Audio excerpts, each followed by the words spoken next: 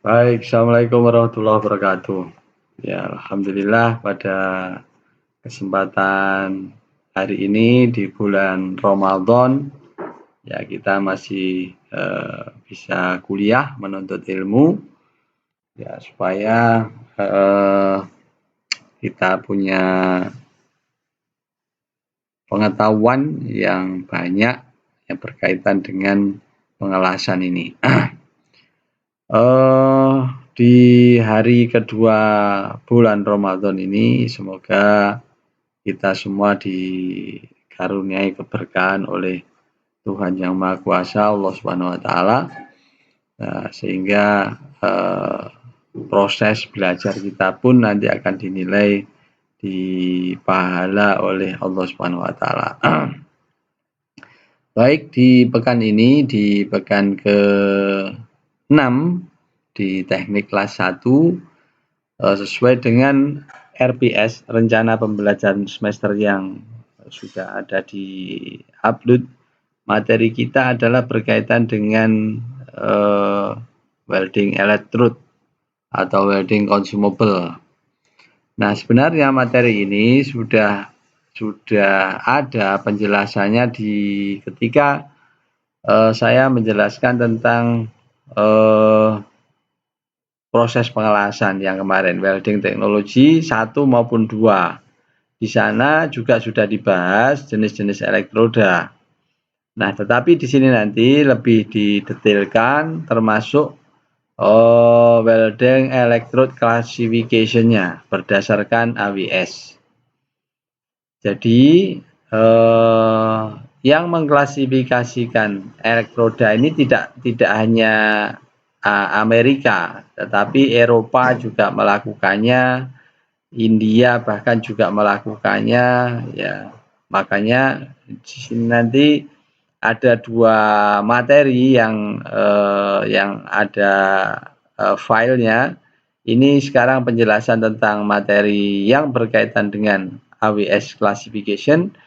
Satu file berikutnya yang PDF itu Europe classification, Eropa BS ISO standar.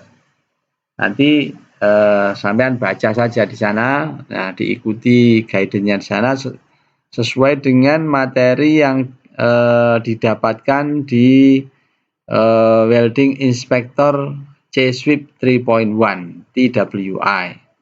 Jadi kalau file satunya itu berisikan tentang elektroda berdasarkan guidance yang ada di Eropa, ya BS standar atau ISO standar, EN standar, itu ngacunya ke sana. Nah, tapi di sini yang saya buat videonya adalah yang berdasarkan American Standard atau American Welding Society Classification. Nah, di sini juga saya akan jelaskan tentang SMAW saja. Lainnya nanti juga ada kemiripan, tinggal dibaca klasifikasinya, insya Allah saudara bisa.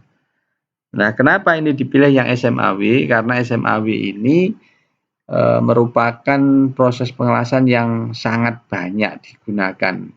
Ya, di negara-negara berkembang itu banyak sekali menggunakan proses pengelasan SMAW, ya shielded metal arch welding.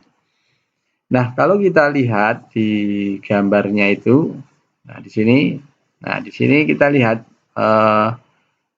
kalau saudara bicara tentang elektroda diameter, ya diameter elektroda, saudara perhatikan tuh, jangan mengukur ukuran diameter elektroda pada kawat yang ada flagnya. Jadi yang diukur adalah core wire-nya, kawat yang tidak diselubungi oleh flag. Nah, ngukurnya di situ. Jadi ukuran diameter elektroda 2,6, 3,2, 4 dan sebagainya itu bukan di flagnya, tapi ngukurnya adalah tepat di kawat core wire-nya. Nah, kalau diilustrasikan gambar elektroda itu seperti ini. Di ukuran elektroda diameternya di ujung, kemudian ada AWS classification number-nya, ada tulisan, biasanya ada yang warna hitam, tergantung, ya enggak selalu hitam. Nah, kemudian ada di situ ada gambar potongan Yang putih itu adalah core wire-nya, sedangkan yang diarsir hitam itu adalah coating atau flak-nya. Jadi ini kodifikasi E7018 itu AWS classification, kawat ya core wire ini untuk menentukan elektroda diameter ukurannya. Kemudian yang ini potongan memanjangnya ini, yang putih adalah core wire, sedangkan yang garis diarsir hitam adalah coating atau flak-nya.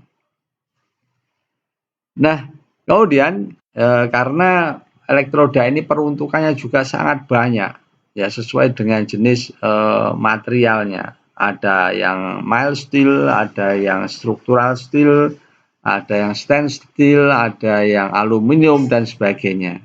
Maka kalau saudara pengen, saya juga punya handbooknya elektrodanya, banyak sekali. Ya, isinya berbagai macam tipe dari elektroda. Nah, tentunya handbooknya itu tergantung pada pembuatnya, misalkan manufaktur oleh ESAB atau Kobe Steel atau by Bohlindo dan sebagainya, Bohler, kemudian by Krupp Steel dan sebagainya. Masing-masing juga punya spesifikasi elektroda sendiri. Lincoln misalkan. Nah, di sini contoh mild steel coated electrode atau mild steel elektroda yang bisa dipakai. Contohnya adalah example electrodesignation-nya adalah E7018X. Nah, sebagaimana yang kemarin sudah saya sampaikan, kodifikasi E itu menyatakan tentang elektroda. Jadi ini menyatakan tentang elektrodanya, sedangkan digit yang kedua, 70, ini adalah menyatakan tensile strength minimum. Ya, dalam satuan PSI, in thousand. Ya, artinya kalau kode 70 berarti dikalikan 1000. Berarti 70.000 PSI. Pound per square inch, PSI. Atau orang ada yang menyebut dengan 70 KSI.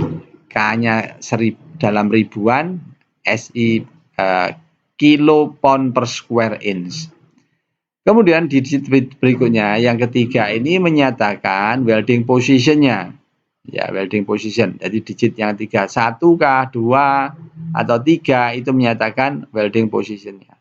8 itu menyatakan coating. Ya, coating itu artinya flak-nya. Juga bisa dinyatakan penetration-nya atau juga current type use-nya. Ya, ACDC-nya nanti ada tabel di bawah untuk menjelaskannya. Kemudian kodifikasi X itu adalah ada requirement tambahan, ada suffix yang ditambahkan yang nanti akan ada penjelasan berikutnya. Nah, contoh di sini welding position, ya. Welding position 1, 2, 4, ya. Ada 1 itu all position, bisa flat, horizontal, vertical up, overhead. Kemudian 2 untuk flat dan horizontal, sedangkan 4 untuk flat, horizontal, overhead, vertical down. Ya, jadi itu digit yang ketiga. Kodifikasinya 1, 2, 4 ini nanti sesuai dengan kebutuhannya.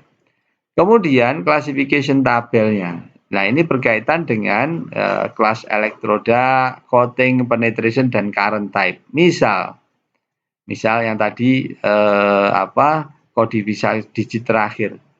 Misal EXXX 0, maka ya ini kode tipe spesifikasinya.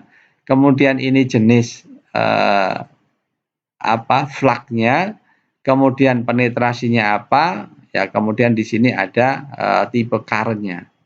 Jadi untuk kodifikasi dengan digit terakhir 0, maka dia masuk kategori selulus atau sodium flak-nya. Penetrasinya dalam dan DCEP, direct current elektroda positif. Jadi DCEP atau bahasa lainnya adalah DCRP, direct current reverse polarity, itu sama dengan DCEP. Kemudian kalau di digit akhirnya itu misalkan 3, maka ya destination AWS classification-nya EXX3, maka jenis elektroda coating-nya adalah tipe rutil atau potasium dengan tembusan penetration dangkal atau cetek bahasanya. Bisa dipakai untuk AC, DCEP, dan DCEN. Misal untuk yang low hidrogen itu kodifikasi akhirnya bisa 5, bisa 6, bisa 8, bisa 3 itu. Jadi low hidrogen itu masuk kategori 5, 6, 8. Nah, contoh di situ untuk yang 8, ya coatingnya basic, low hidrogen, iron powder. Bedanya yang 5 dan 6, basic, low hidrogen, sodium. Yang 6, basic, low hidrogen, potasium. Nah, masing-masing nanti bisa digunakan untuk apa? Untuk yang seri 5 misalkan. Digit terakhirnya 5, basic, low hidrogen, sodium, itu penetrasinya medium, sedangkan tipe polaritasnya DCEP. Untuk yang 6 sama-sama low hidrogen, bisa AC, bisa DCEP. Medium juga penetrasinya. Yang 8 itu adalah medium, AC, dan DCEP. Nah, itu beberapa hal yang harus saudara pahami ketika membaca klasifikasi dari elektroda. Kemudian ada additional requirement. Jadi di belakang angka EXXX 1, 2, 3 sampai 8 itu di belakang nanti ada tambahan. Misalkan tambahan 1.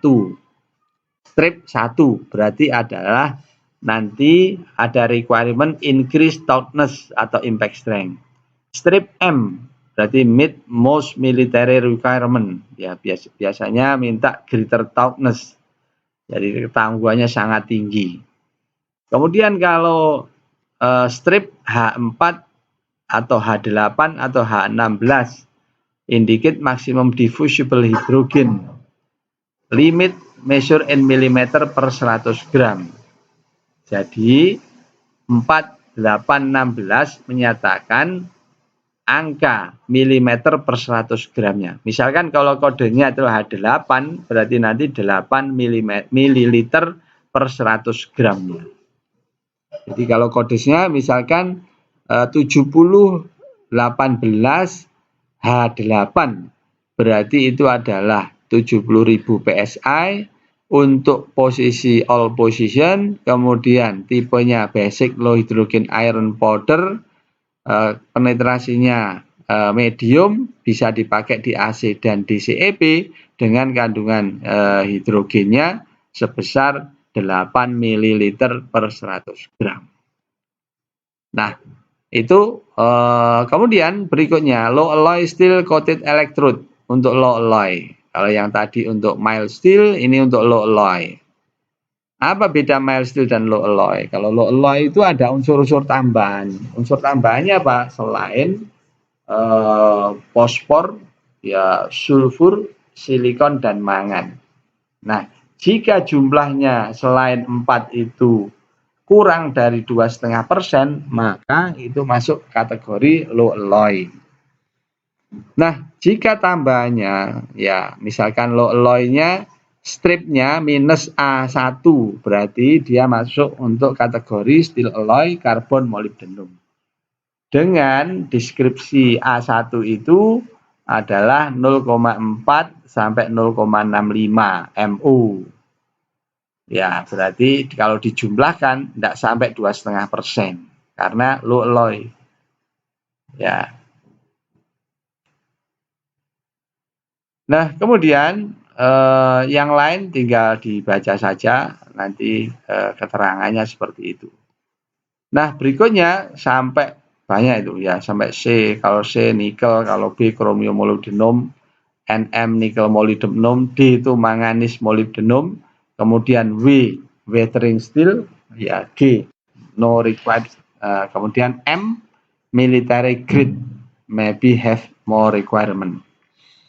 Nah, dengan beberapa chemical symbol untuk elemennya adalah seperti yang tertera di tabel itu, ada CMN, SIP, dan seterusnya sampai vanadium. Nah, kemudian di welding electrode classification ini sama dengan yang tadi penjelasannya, ada E7018X. X-nya mengindikasikan more requirement. Nah, kemudian ada welding positionnya 1, 2, 4. Kemudian ini kategori yang ada sesuai persis dengan yang di atas tadi. Nah, kemudian berikutnya ya di tabel ini dijelaskan tentang electrode selection procedure. Gimana sih cara milih elektrode ini? Ada beberapa step di sini ya. The following points should be considered when selecting proper coated electrode. Jadi ini adalah prosedur yang dipakai untuk memilih elektroda yang ada coatingnya atau flak, yang ada flaknya. Pertama, caranya adalah match the mechanical properties of base metal. Jadi ketika saudara memilih elektrode, maka mechanical properties-nya harus sama dengan base metalnya, atau lebih besar tidak apa-apa, jangan sampai kurang. Misalkan base metalnya memiliki ya kekuatan 70.000 PSI, maka saudara harus pilih elektroda yang memiliki minimal sama dengan 70.000 PSI. Yang kedua, match ya. Yang pertama match mechanical properties ya, of the base metal. Yang kedua, match chemical composition of base metal as close as possible. Ya, kalau bisa juga dicocokkan nih chemical composition setepat mungkin. Berikutnya adalah match electrode to available power supply. Ya, cocokkan juga power supply dengan power supply-nya. Apakah AC atau DCEN ya, atau DCSP ini namanya, atau DCEP ya, electrode positif, atau orang menyebut DCRP, direct current reverse polarity, atau DCSP, direct current straight polarity. Itu sama dengan DCEN. Kemudian berikutnya, match the electrode to position of the weld. Jadi ketika saudara ngelas tentunya nanti juga akan ada, saudara akan ngelas itu pada posisi apa? Posisi 1G kah? Posisi 2G kah? Posisi 3 atau 4. Nah, sehingga dengan begitu saudara harus milih kira-kira nanti kodifikasi digit yang ketiga itu berapa? 1, 2, 4. Ya, sehingga nanti akan menentukan ya posisi dari pengelasan yang mungkin bisa dilakukan. Nah, berikutnya adalah observe joint design. Ya, joint design-nya. Kamu lihat, diobservasi dulu joint design-nya. Use deep penetrating electrode for tight fit up and under unbeveled joint. Use light penetration electrode for poor fit up and thin material. Jadi ini harus saudara lihat dulu joint desainnya. Apakah joint desainnya itu ada bevelnya atau tidak. Nah, kalau ada bevelnya digunakan di mana? Untuk root kah? Kalau root tentunya harus deep penetration. Ya, pakai klasifikasi yang memungkinkan bisa menghasilkan penetrasi yang dalam. Dan kalau misalkan saudara lihat ada unbevel, tidak ada bevelnya, joinnya tidak ada bevelnya, maka ya saudara harus memilih elektroda yang menghasilkan penetrasi yang light saja, yang dangkal saja. Misal untuk jenis material yang tipis, jangan gunakan yang deep penetrating, nanti akan jebol, bolong nanti. Ya, nah, makanya harus pandai-pandai memilih jenis dari elektroda tergantung pada observasi joint design yang saudara lakukan. Kalau tebal dan butuh penetrasi dalam, pilih kodifikasi elektroda yang menghasilkan penetrasi dalam. Misalnya apa, Pak? Misalnya saudara lihat di atas tadi. Ya, di bagian designation tadi kan ada pilihan-pilihan yang menghasilkan nih. Deep ya, atau medium atau light penetration. Misalkan kodifikasi EXXX1 DIP, bisa AC, bisa DCP. Atau yang light yang tipis, misalkan kodifikasi dengan kode akhir 3, misalkan ini light, ya enteng saja, tipis saja, ini bisa DCP, bisa DCN. Nah, itu contoh yang tadi ya, apa yang akan dilakukan ketika melakukan observe joint design. Baik, kita maaf dipotong tadi. Yang nomor 5, observe joint design. Ya, harus diperhatikan bentuk joinnya itu ya seperti apa. Ya, kalau membutuhkan penetrasi yang dalam untuk tembusan, maka dipilih elektroda dengan klasifikasi yang menghasilkan penetrasi yang dalam. Kemudian yang nomor 6, observe surface condition and select electrode accordingly. High temperature kah, low temperature, corrosive atmosphere, impact loading. This condition are best met by using low hydrogen electrode. Jadi untuk kondisi yang 6, sebaiknya pilih saja yang low hydrogen electrode. Yang nomor 7, consider welding cost.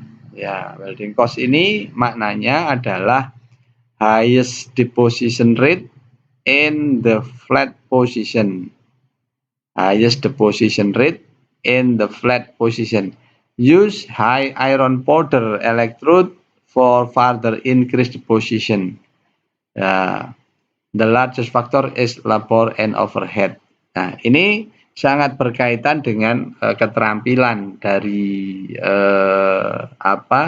pekerjanya, weldernya. Ya, bagaimana menghasilkan deposition yang rate yang tinggi, highest deposition rate in the flat position. Ya, flat position itu ya deposition rate-nya sangat tinggi. Beda dengan posisi vertikal atau overhead. Ya, makanya penting untuk melakukan pilihan-pilihan itu ya, use high iron powder, ya, gunakan high iron powder electrode to further increase deposition, ya, untuk meningkatkan depositionnya. Ya, walaupun demikian, ya, deposition factor itu tergantung juga pada overhead dan labornya, ya. Makanya penting untuk memiliki welder atau pekerja yang qualified itu. Kenapa? Ya karena salah satunya aspek dari deposition rate ini, ya. Berikutnya classification-nya seperti yang tadi sudah disinggung di atas, EXX XYY minus, ya, dash XX dash H4 dash R. Nah, di situ misalkan ya jenis E-nya itu electrode, XX-nya itu adalah minimum tensile strength dalam 1000 PSI. Y yang ketiga, Y pertama itu adalah welding position-nya. Ya. Ini ada beberapa aliran ternyata. Ada yang 1, 2, 3, ada yang 1, 2, 4. Ya, nanti dilihat saja. Kalau 3 only flat. Kemudian yang terakhir, di Y yang terakhir adalah ya coating electrode dari elektrodanya, coatingnya, usability of the electrode, type of current and type of covering. Kemudian suffix yang pertama, XX itu menyatakan chemical composition of weld deposit. Kemudian jika ada suffix H-4 artinya berapa kandungan hidrogen dalam mililiter per 100 gram. Misalkan kalau H4 berarti adalah 4 mililiter per 100 gram. Kode yang terakhir R adalah moisture resistant coating. Ya. Kemudian berikutnya ini ada ya data yang berkaitan dengan elektroda. Ya, jumlahnya cukup saya ambilkan sebagian walaupun jumlahnya banyak dari ether welding. Nah, mereka menamai berdasarkan ya nama produk mereka. Ada Super Bond ya untuk mild steel general purpose MSGP. Ya, misalkan di situ klasifikasi AWS-nya adalah AWS-A SFA 5.1 E6013. Kalau IS-nya ya ER4212X. Nah, ini sudah di-approve oleh ABS, BV, DNV, IRS, LRE, IBR, BIS, NKK, dan MND. Nah, kalau kita lihat penjelasannya di key features-nya itu adalah kalau saudara, ini elektroda dengan kekuatan 60.000 PSI untuk all position. 3 itu rotil coated ya. Kemudian suitable for general purpose structural steel. Kemudian all position operating characteristic ya X-ray quality well deposit. Nah, ini gambarnya welding positionnya karena kodifikasinya 1 bisa untuk flat, kemudian horizontal, vertical up, vertical down, dan overhead. Bisa menggunakan AC ya atau DCEN. Typical application-nya steel structure, tangki, transformer and bodies, ship pipeline, bridge, joint ASTM SA283, grade A, B, C, D. Kemudian chemical composition-nya ada di sini, ya karbonnya berapa dan seterusnya. Kemudian mechanical properties untuk all weight metal, as welded-nya, ya UTS-nya, ultimate tensile strength-nya 500 MPa sampai ya kemudian bisa juga 460 sampai 550. Yield strength-nya 430 MPa, 370 sampai 480. Jadi untuk tipikal ya untuk speknya. Kemudian elongation-nya 25, di sini speknya adalah 22 sampai 28. CVN impact-nya at 0 derajat adalah 60 joule. Ya, minimum 50 di spek. Nah, kemudian parameter packing datanya ada yang diameter 2,5, 3,15. Ini biasanya kalau di pasaran 2,6, 3,2, 4 dan 5. Amperage coverage-nya adalah antara 60 sampai 90, yang 3,2 100 sampai 130, kemudian yang 4 140 sampai 180, yang 5 180 240. Panjangnya ini adalah untuk panjang elektrodanya ada 350, 450 dan 450. Nah, kemudian ya ini packingan ya packing approximate PCS per kartonnya sekian jumlahnya. Ya, karton boxnya ada 4 ya. Approximate beratnya dalam 1000 PCS kurang lebih 17 kilo. Nah, kemudian ini super bond yang berikutnya. Ya, ini jenis-jenis uraian dari klasifikasi elektroda. Saya akan tunjukkan yang standarnya Eropa ya, yang di cover atau di convert ke AWS.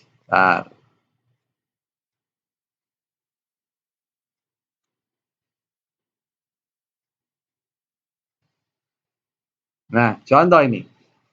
Contoh ini adalah jenis elektroda Supabase untuk material CMN, karbon mangan steel atau low hydrogen. Ya, di sini special welding electrode for pressure vessel and bright. Nah, ada klasifikasi EN ISO. Kodenya E423B32H5. Kalau di AWS cukup E7018. IS-nya EB5426HJX. Ini telah di-approval oleh ini. Ya. Nah, nanti mohon dilihat keterangan penjelasan tentang spesifikasi EN elektrodanya itu kalau berdasarkan ISO standar atau European Standard. Kode ini apa maknanya? Ada penjelasannya di apa file yang ada di file satunya. Ya, nanti saudara buka-buka baca. Ya, kemudian di sini ini untuk basic type iron powder electrode. Ya, metal recovery approximately 115%. Untuk all position, ya kalau kita lihat all position dari mana? Dari digit yang ketiga di AWS 7018. Satunya itu menyatakan all position. Kemudian dia 8 itu adalah kondisi low hydrogen, ya. Kemudian radiographic weld deposit suitable for pipe welding in 5G dan 6G position. Nah, kemudian di situ bisa untuk flat, horizontal, vertical up dan overhead. Nah, arusnya adalah ini AC bisa 70, OCV atau DCF, DCEP, elektroda positif atau DCRP, direct current reverse polarity. Aplikasinya bisa untuk pressure vessel, storage tank, bright, ya, kemudian joining steel 414, ya, grade C, D, SA516, baik grade 60, grade 70 dan seterusnya. Nah, karena di sini kodifikasinya itu adalah kodifikasi yang 8 low hydrogen, maka dia butuh kondisi redrying condition. Harus dilakukan redrying di backing di furnace itu 250 sampai 300 minimum 1 jam. Also available in vacuum pack condition. Jadi ada namanya rebaking, ya, tungku kecil untuk melakukan pemanasan. Ya, kayak termos begitu. Ya, gunanya untuk apa? Untuk menjaga moisture, ya, kandungan hidrogen yang ada di elektroda supaya tidak banyak menyerap hidrogen. Chemical composition-nya seperti tertera di situ. Nah, kemudian mechanical properties-nya untuk tipikalnya adalah 540, speknya 500 sampai 600. Yield-nya 470, rentangnya 440 sampai 550. Elongation-nya 26, rentang yang diperbolehkan 24 sampai 30. Untuk minus 20 derajat Celcius menghasilkan Joule 66, rentangnya 50 sampai 80. Untuk minus 30, 48 bisa 30 sampai 70.